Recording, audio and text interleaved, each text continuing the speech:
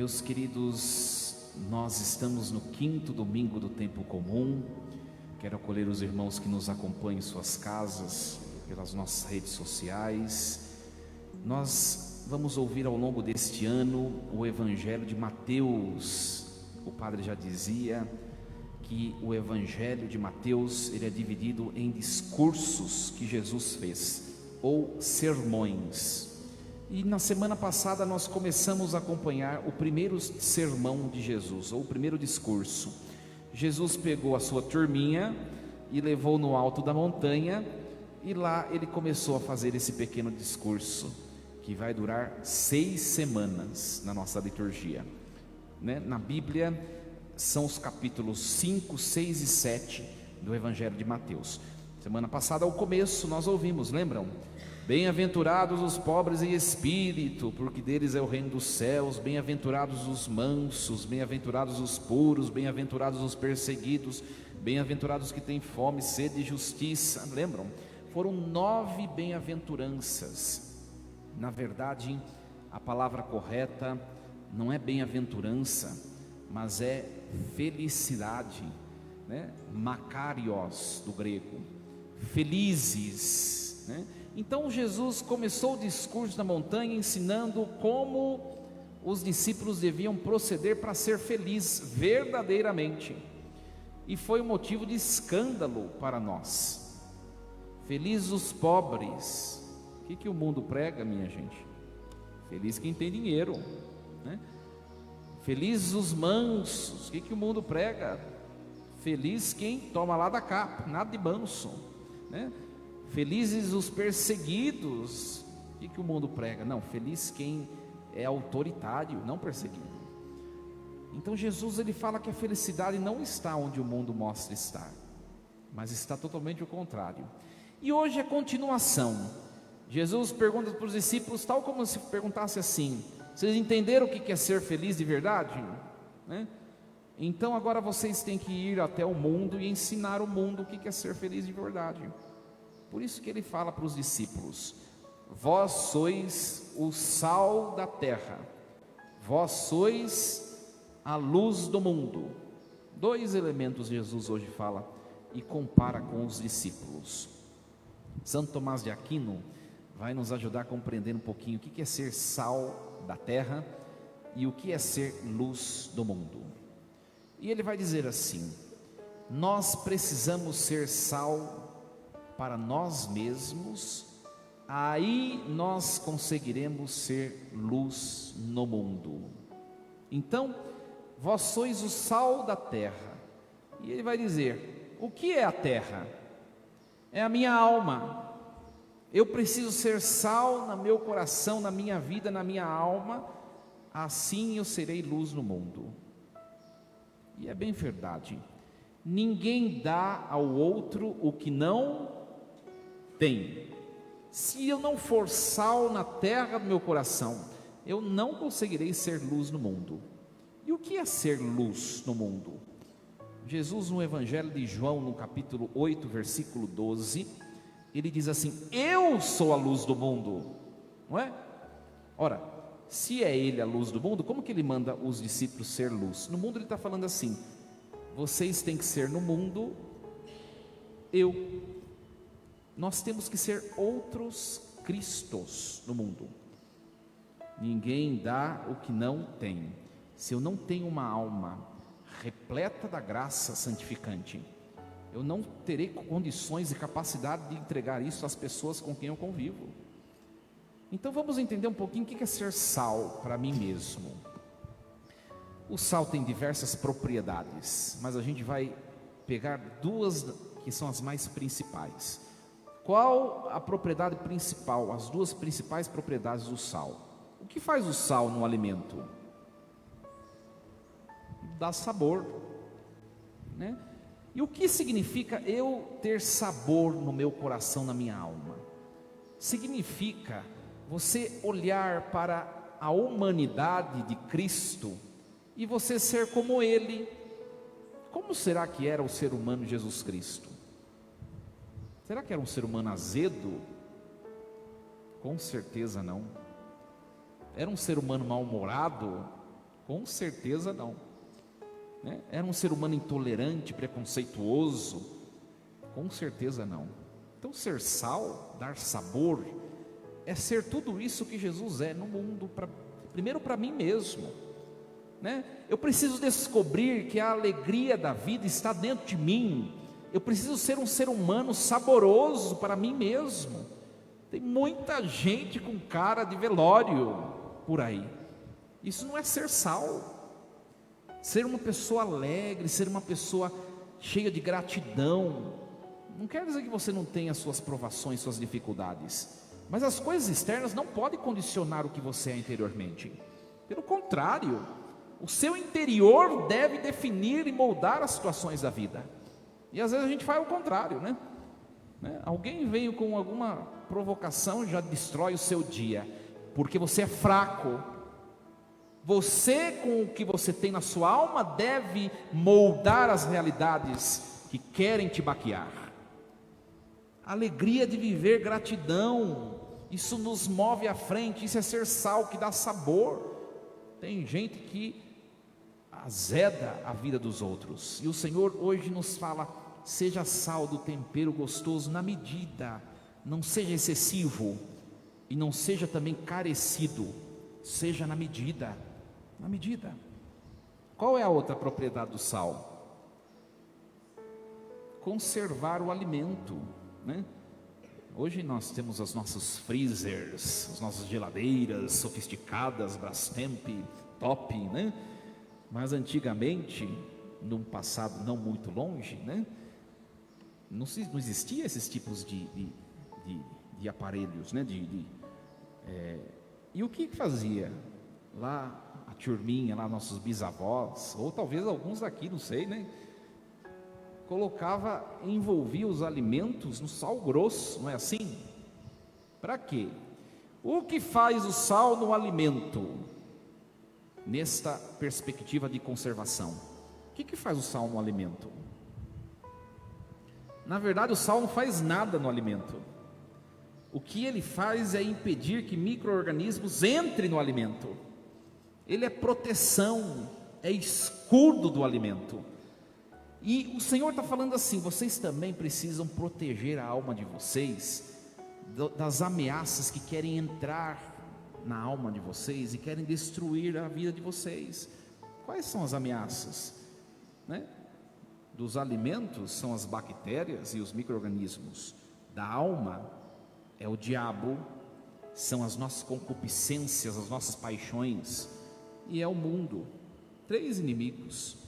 Nós temos que ser sal, fechar a nossa alma para que nada, nem ninguém, nem nenhuma sedução, nem o maligno nos tire de Jesus. E quantas coisas às vezes nos tira de Deus? Os pecados, nossos vícios, os nossos apegos, né? A incredulidade, tantas outras coisas que vão nos afastando de Deus, porque nós não colocamos sal. Taca sal na alma, show Satanás. É isso que o Senhor nos diz com esse evangelho. Seja sal, tempero, alegria, vida na medida. Não seja excessivo nem carecido para o outro, para você mesmo. E proteja-se. Isso é ser sal. Quem tem Jesus no coração, aí sim terá condições de levá-lo em casa, no trabalho, nos lugares onde pisa e frequenta, que é ser luz no mundo. Então, para ser luz, Santo Tomás diz que nós precisamos primeiro ser sal, né? Aí a gente vai conseguir ser luz, luz brilhante, pessoa que quando chega as pessoas percebem a santidade, né? Isso é ser luz, luz que é a vela, né? Ou a lâmpada que é colocada no candeeiro, não embaixo da mesa, ou debaixo da vasilha, como diz o Evangelho. Brilhar, nós temos que ter e criando a capacidade de sermos, meus queridos cristãos, não pelo que falamos, mas pelo que nós somos. Sabe quando você, não sei se vocês já tiveram a oportunidade de se achegar a uma pessoa, você fala: nossa, senti uma coisa tão gostosa com essa pessoa, né? É isso que é ser luz no mundo. Às vezes a gente faz a experiência contrária, né? Você chega perto de alguém, nossa, acabou com o meu dia, né? Parece que está com um encosto, né? Nossa, fiquei tão pesado. Nós somos convidados a sermos o contrário, chegarmos no ambiente e sermos a presença viva de Deus com o que nós somos, com o que nós agimos. Isso é ser luz no mundo. A leitura primeira de hoje, ela nos ensina o que é ser luz. Ninguém é luz para si próprio, ninguém, né? A luz brilha para o que está além dela, né? Ou seja, nós precisamos aprender que Jesus nos envia para sermos alguma coisa para o outro, né? De tal modo que eu perceba o outro como parte de mim. E aí o profeta Isaías é um profeta briguento, né? Ele vai dizer ao povo de Judá, os judeus estavam prestando cultos esplêndidos no templo de Jerusalém, mas saía do culto, não estava nem aí com ninguém. E aí o profeta vai dizer assim: o culto que vocês prestam é vazio e não agrada a Deus, porque vocês não traduzem o culto lá na vida de vocês, no amor ao próximo. E aí ele diz assim: assim diz o Senhor, reparte o pão com o faminto, acolhe em casa os pobres e peregrinos, quando encontrardes um nu, cobre-o, não desprezes a tua própria carne, diz o profeta. No fundo é um convite para nós, meus queridos, nós percebemos que o outro não é uma coisa à parte de mim. Quando nós estivermos no céu, nós seremos um só corpo, um só corpo. O outro, na verdade, não é outro, o outro sou eu. Quando a gente começa a olhar o mundo desse jeito, a gente começa a criar no coração maior compaixão e sensibilidade com a tristeza e a dor do outro. O outro não é apartado de mim, mas ele está ligado a mim. Se eu vejo alguém nu, eu tenho que cobrir o outro, tal como se eu estivesse cobrindo a mim mesmo. E às vezes a gente vai prestar caridade, parece que eu estou fazendo um favor para o outro. Na verdade, você está fazendo um favor para você mesmo. Para você mesmo, é isso que nós temos que enxergar. E a igreja vai pegar esse texto de Isaías, e no catecismo da Igreja Católica, existem as chamadas obras de misericórdias corporais. Quem tem o catecismo, pois pesquisa em casa. São 7. Dar de comer a quem tem fome, dar de beber a quem tem sede, acolher os estrangeiros, vestir os nus, visitar os enfermos, visitar os presos e enterrar os mortos. 7 obras de caridade. Isso é ser luz no mundo, né? Aí a gente vem alguém pedir alimento, alguma coisa, você fica pensando no que vai acontecer com aquele alimento que você está. Não tem que pensar, você tem que fazer a sua parte. Se o outro vai comprar umas cachaça, o problema é do outro. Ele vai passar fome e vai ter a cachaça, o problema é dele. Você fez sua parte, né? Você fez sua parte. Quando vai visitar um enfermo, fala: eu não vou visitar não, né? A minha visita não vai acrescer em nada. Você que pensa. Simplesmente você está ali para aquela pessoa que está talvez debilitada, incapacitada de ir ao teu encontro. Ela vai enxergar em você Deus que veio ao encontro dela. Mesma coisa em velório, né? Uma das obras de misericórdia corporais é estar no sepultamento, enterrar os mortos. Quantas vezes pessoas queridas falecem e a gente diz assim, né? Eu não gosto de ir em velório, não vou não. Eu não encontrei ninguém que gosta de ir em velório até hoje, viu? Você não vai ser o primeiro. Você não vai lá por causa de você. Você vai lá para ser a presença, o ombro que acolhe o familiar que está sofrendo, porque o morto não precisa de você mais, viu? Se já foi para o céu, glória a Deus. Se estiver no inferno, não volta mais. É pela família. É pela família. Padre, mas eu não sei o que eu vou falar. Não é para falar nada mesmo, senão você vai falar bobagem. É estar lá. Só estar lá. Dar um abraço e estar lá. É obra de caridade. É ser sensível à dor do outro, à necessidade do outro. Isso é ser luz no mundo. E Jesus nos ensina muito bem isso, muito bem. A nossa luz, diz Jesus, ela deve brilhar diante dos homens, para que eles vejam as nossas boas obras e louvem o Pai que está nos céus. Vou fazer uma pergunta aqui, né? Quem em casa já teve a experiência de acabar, né, infelizmente, estragando algum alimento? Ergue a mão. Se teve alguém que nunca viu, parabéns, viu?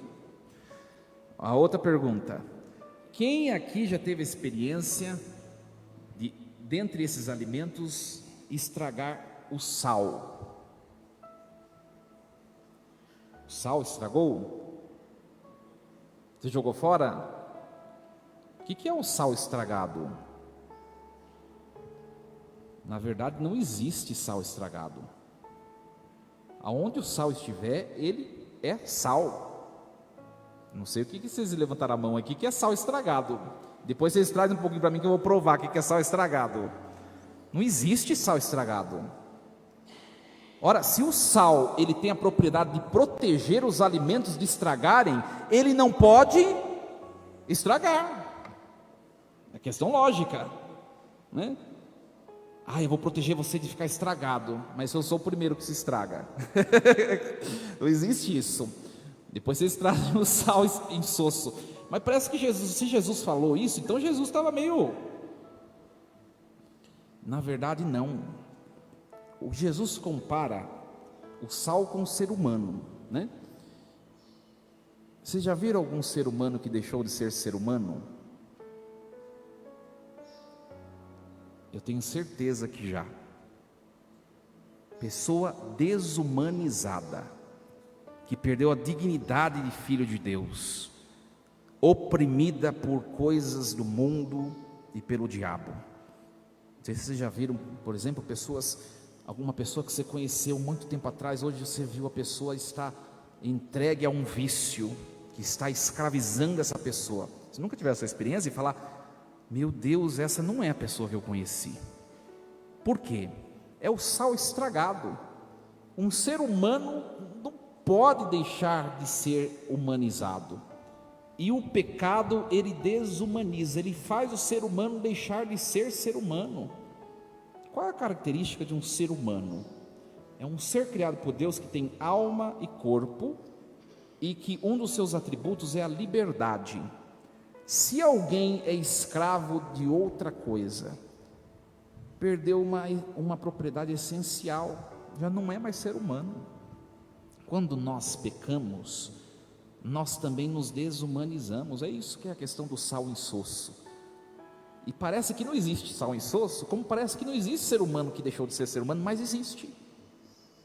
E Jesus está falando assim: sejam luz no mundo, brilhem num lugar onde o ser humano perdeu o sentido da vida. E às vezes, minha gente, começa pela gente mesmo, e depois por pessoas muito próximas de nós. Quanta gente que perdeu o brilho da existência. Nós somos convidados a sermos luz, sal, onde nós convivemos. Essa é a nossa missão. Por isso, hoje peçamos ao Senhor: Senhor, ajude a dar uma temperada em mim mesmo primeiro. Ajude a acender a lâmpada, para que as trevas do meu coração possam sair, e assim eu terei a aptidão de levar essa luz, primeiramente na minha casa. Quantas situações de trevas, né? Também nos trabalhos onde nós trabalhamos, às vezes tem pessoas que trabalham em lugares tão difíceis, com pessoas tão distantes de Deus, pessoas desumanizadas. Nós precisamos enxergar o outro com maior piedade. Às vezes nós vamos enxergando o outro como inimigo da gente. Começa a mudar o seu olhar. Tenha um olhar de compaixão.